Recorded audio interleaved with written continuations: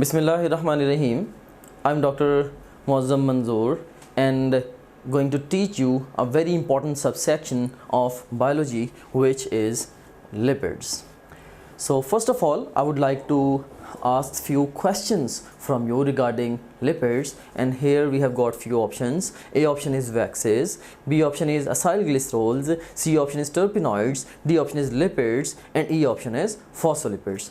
और हमारे पास कमांड है choose the single best answer for each statement. और फर्स्ट स्टेटमेंट है जी हमारे पास, which of the following are called heterogeneous group of compounds related to fatty acids. ये जो करेक्टरिस्टिक वर्डिंग है ये यूज़ की जाती है for lipids, so delta is the best response to this question. We have got another statement, which of the following are esters of fatty acids and alcohol. तो इन options में से जो acyl glycerols हैं, these are basically the esters of fatty acids and alcohol. Next statement है, which of the following are made up of simple repeating isoprenoid units.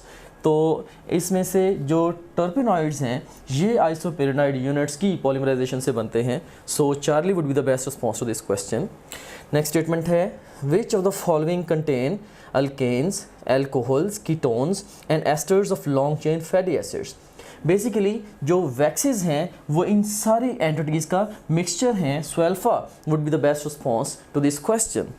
और next statement है जी, which of the following lack fatty acids. तो इसमें ये जितनी भी जो कैटेगरीज